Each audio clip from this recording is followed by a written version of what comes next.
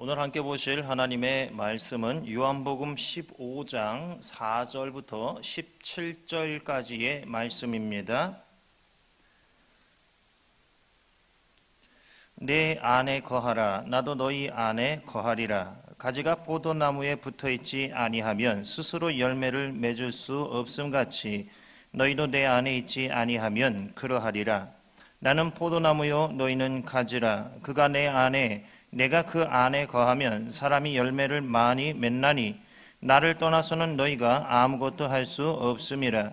사람이 내 안에 거하지 아니하면 가지처럼 밖에 버려져 마르나니 사람들이 그것을 모아다가 불에 던져 사르느니라. 너희가 내 안에 거하고 내 말이 너희 안에 거하면 무엇이든지 원하는 대로 구하라. 그리하면 이루리라. 너희가 열매를 많이 맺으면 내 아버지께서 영광을 받으실 것이요 너희는 내 제자가 되리라. 아버지께서 나를 사랑하신 것 같이 나도 너희를 사랑하였으니 나의 사랑 안에 거하라. 내가 아버지의 계명을 지켜 그의 사랑 안에 거하는 것 같이 너희도 내 계명을 지키면 내 사랑 안에 거하리라. 내가 이것을 너희에게 이름은 내 기쁨이 너희 안에 있어 너희 기쁨을 충만하게 하려 함이라. 내 계명은 곧 내가 너희를 사랑한 것 같이 너희도 서로 사랑하라 하는 이것이니라. 사람이 친구를 위하여 자기 목숨을 버리면 이보다 더 큰 사랑이 없나니 너희는 내가 명하는 대로 행하면 곧 나의 친구라. 이제부터는 너희를 종이라 하지 아니하리니 종은 주인이 하는 것을 알지 못함이라. 너희를 친구라 하였노니 내가 내 아버지께 들은 것을 다 너희에게 알게 하였음이라. 너희가 나를 택한 것이 아니요 내가 너희를 택하여 세웠나니 이는 너희로 가서 열매를 맺게 하고 또 너희 열매가 항상 있게 하여 내 이름으로 아버지께 무엇을 구하든지 다 받게 하려 함이라.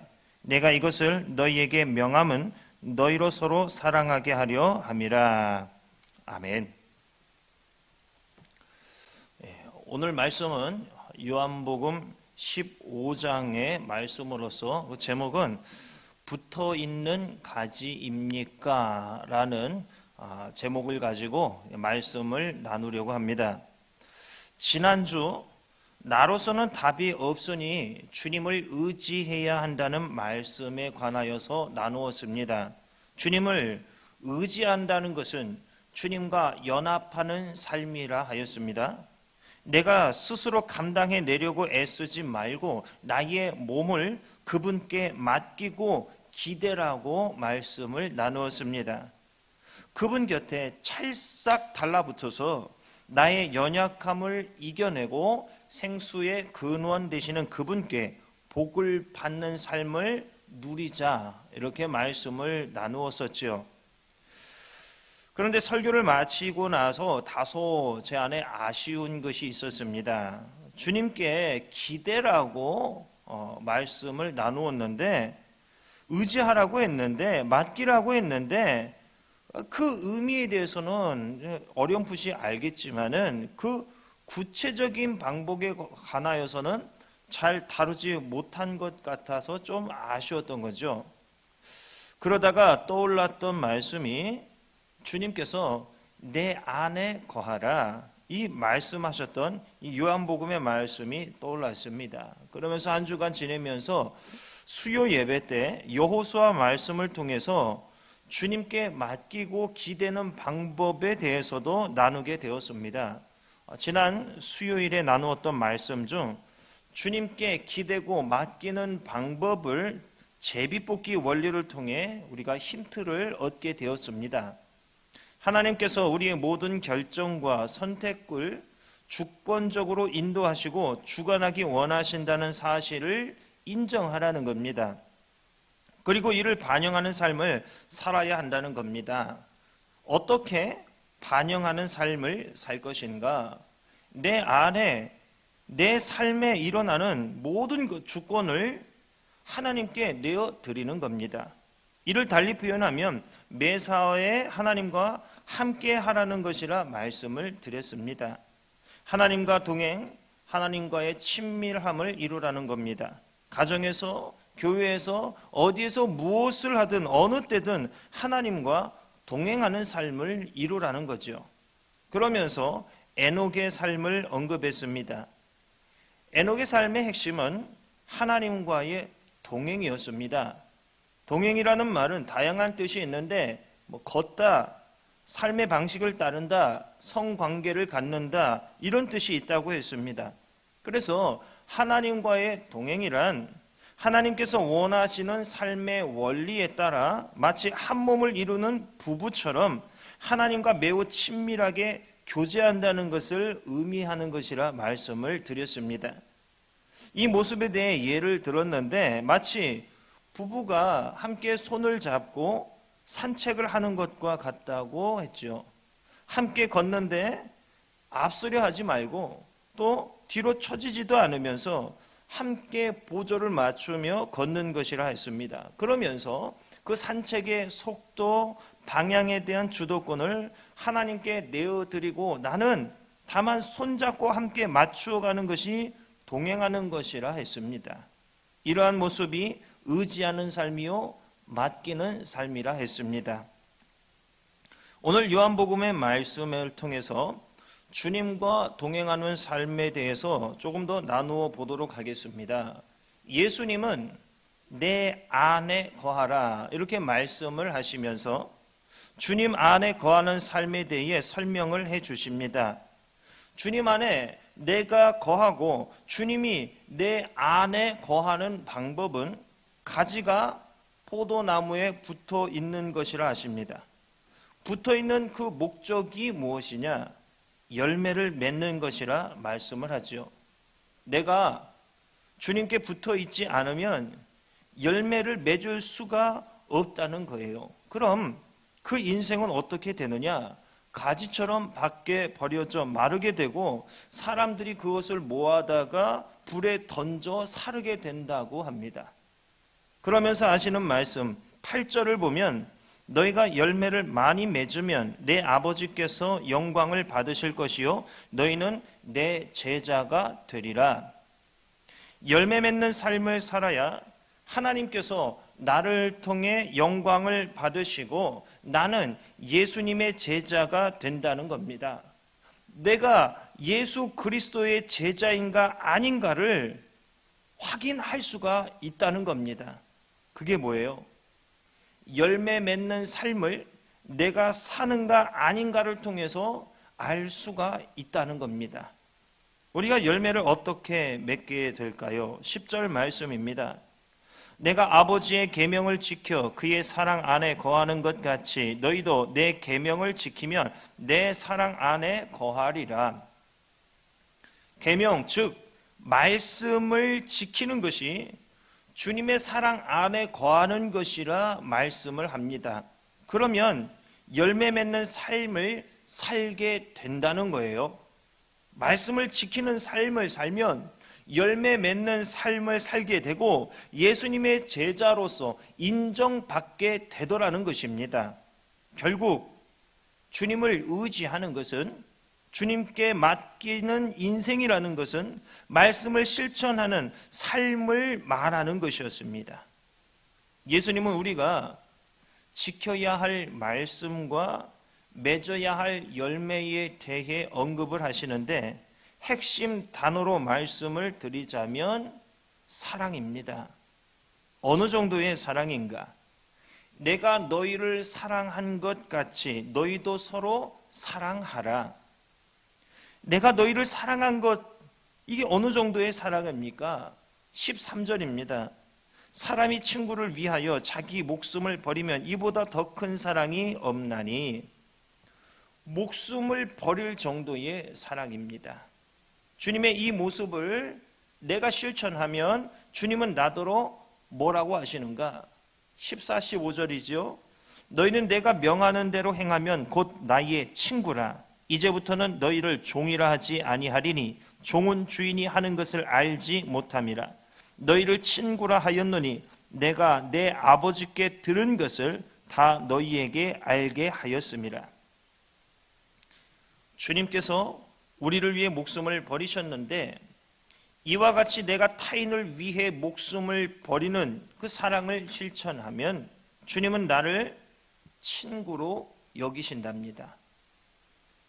전능하신 창조주께서 사람을 대해서 친구처럼 대했다는 이 부분, 우리는 출애굽기를 통해서 찾아볼 수가 있습니다. 출애굽기 33장 11절을 보면 사람이 자기의 친구와 이야기함 같이 여호와께서는 모세와 대면하여 말씀하시며 모세는 진으로 돌아오나 눈의 아들 젊은 수종자 여호수아는 회막을 떠나지 아니하니라. 이 말씀 가운데에서 뭐예요? 사람이 자기 친구와 이야기함 같이 여호와께서 모세와 대면하여 말씀하셨다고 기록하고 있지요.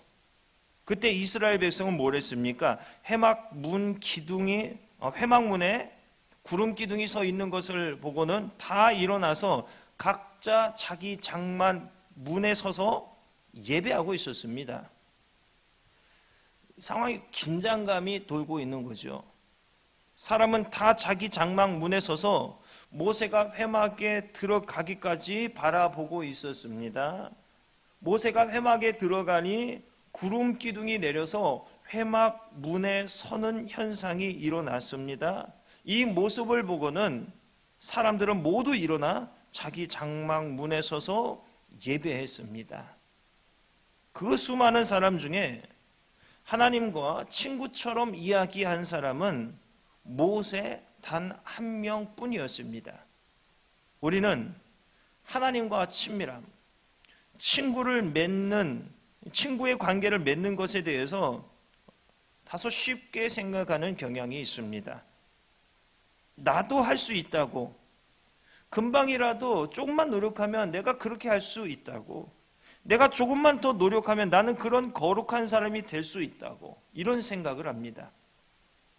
하나님이 모든 절차와 방법을 싹 치워버리고 오늘날의 이 예배 형태로 성도의 신앙을 세워가라 하시니 우리로서는 너무나 간편해진 것이 사실입니다.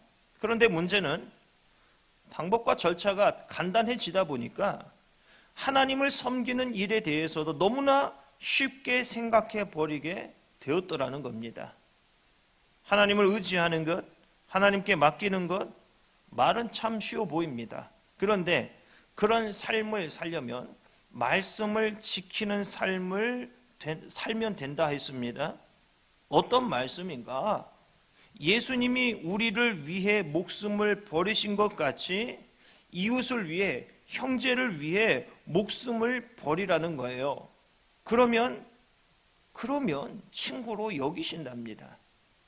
우리는 조금만 노력하면 하나님을 의지할 수 있노라, 하나님께 맡길 수 있노라 생각을 합니다.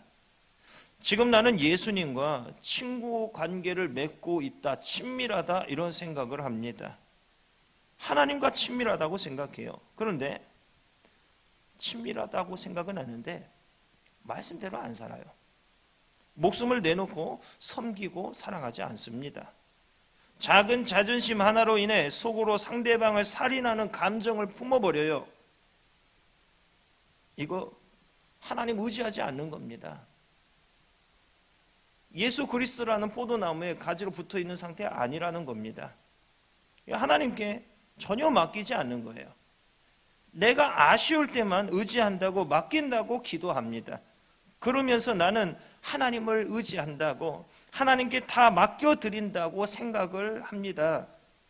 우린 그동안 거짓말쟁이로 살았습니다. 나 자신을 속인 줄도 모르고 살았습니다. 내가 나 아닌 다른 이를 위해 목숨을 내려놓을 정도로 섬기고 사랑해서 맺는 열매가 없는데도 나는 말씀을 사랑한다고, 하나님을 사랑한다고, 예수님의 제자라고, 주님의 친구라고 착각을 하고 있더라는 겁니다. 여러분, 솔직히 우리 하나님 말씀대로 잘 안 살잖아요. 아직도 마음에 미워하는 사람이 있잖아요. 사랑의 열매를 가정에서만 맺고 가정의 테두리를 벗어나면 못 맺고 있잖아요. 그럼 뭡니까? 주님께 붙어 있지 못한 거예요. 떨어져서 말라버린 가지 인생을 살고 있었다는 겁니다. 겨울철에 바닥에 떨어져서 말라있는 가지가 나는 아직 나무에 붙어 있다고, 봄이 오면 싹이 트게 될 거고 가을이면 열매 맺을 거라고 이렇게 생각하고 있는 것과 다를 게 없는 거예요. 맛을 잃은 소금이 되어서 이미 밖에 던져져서 사람들에게 밟히고 있는데도 나는 소금이야, 세상에 짠맛을 내는 소금이야, 이렇게 스스로 여기고 있는 거예요. 빛을 잃어서 캄캄한데도 나는 빛이야, 나는 세상을 밝히고 있어, 이렇게 착각하고 있더라는 거예요. 하나님을 의지하고 하나님께 맡기는 거, 이거 쉬운 일 아닙니다. 이스라엘 모든 이들 중 모세 한 사람만이 하나님과 친구와 같은 관계를 맺고 있었습니다. 그런데 예수님으로 인해서 그분과 친구처럼 지낼 수 있는 길을 우리 모두에게 열어주셨어요. 그러나 현재 그분과 친구의 관계로 지내고 있는 사람이 없다는 겁니다. 방법은 열려 있지만 어려워요. 그런데 우리는 이에 대해 너무나 쉽게 생각하고 있더라는 겁니다. 내가 지금 하나님 온전히 의지하고 말씀에 순종하고 이웃을 내 몸과 같이 사랑하는, 내 목숨을 버리면서 섬기고 사랑하는 그런 삶을 지금 살고 있어야 하는데 그것을 바라고 원하고만 있어요. 내 바람이, 내 소망이 그런 삶을 이룬 것으로 생각하고 있더라는 겁니다. 나는 그렇게 살고 있지 않은데 내 속에 그런 바람과 소망이 있다고 내가 그런 사람이라고 착각하고 있는 거예요. 성도 가운데 그런 사람이 많아요. 목회자 가운데도 그런 사람이 참 많아요. 자기가 바라보고 원하는 성경적인 삶이 있습니다. 그런데 실제 삶에서는 바라보고 원하는 그 성경적 삶과 딴판으로 살고 있어요. 그런데 자기가 그것을 바라고 원한다고 그 성경적인 삶을 지금 살고 있는 것으로 착각을 하고 있더라는 겁니다. 기도가 중요하다는 것을 우리가 배움을 통해, 교육을 통해 알고는 있지만은 정작 기도하지 않아요. 그러면서 자기를 소개할 때 나는 기도의 사람입니다, 이렇게 얘기하는 거예요. 거짓말을 술술 잘하고 남 비하하고 분란을 일으키면서 자기에 대해서 뭐라고 해요? 나는 평화의 사람입니다, 나는 피스메이커입니다, 나는 관계의 달인입니다, 이렇게 말을 하고 있는 거예요. 천국 백성으로서의 모습을, 그 열매를 전혀 맺지 않으면서 나는 천국 시민입니다 라고 말하고 있는 겁니다. 예수님은 분명하게 말씀하셨어요. 나더러 주여 주여 하는 자마다 다 천국에 들어갈 것이 아니요 다만 하늘에 계신 내 아버지의 뜻대로 행하는 자라야 들어가리라. 삶과 신앙을 분리하지 마세요. 삶은 전혀 말씀에 순종하지 않으면서 신앙의 모습만 좋아 보이는 것은 주여 주여 하는데 천국에 들어가지 못하는 것과 다를 것이 없는 거예요. 선지자 노릇하고 귀신을 쫓아내고 많은 권능을 행하면 뭐합니까? 주님이 알지 못한다고 하시는데 불법을 행하는 자라고 호통을 치시는데 그게 다 무슨 소용입니까? 참된 신앙은 주님의 말씀에 순종하는 삶입니다. 말씀에 순종하는 모습이 나타나지 않으면 주님과 친구 아닙니다. 극단적으로 표현하면 천국에 들어갈 수가 없습니다. 내가 바라는 모습과 지금 실제 모습 혼동하지 마세요. 착각에서 벗어나 지금 실제 내 모습을 분명하게 보셔야 합니다.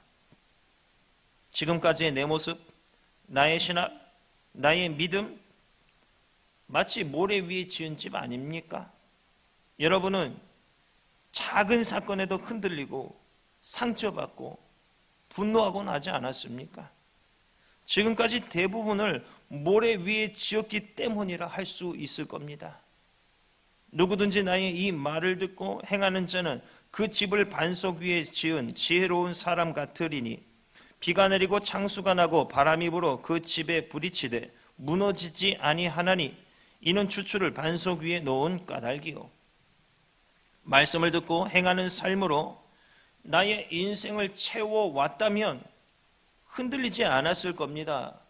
천지 만물을 지으신 그분이 내 친구가 되어주시면 그분과 친구가 아닌 사람의 말과 열매에 대해서 내가 괴로움을 느낄 필요조차 없을 것입니다. 그럴 가치조차 느끼지 않았을 거예요.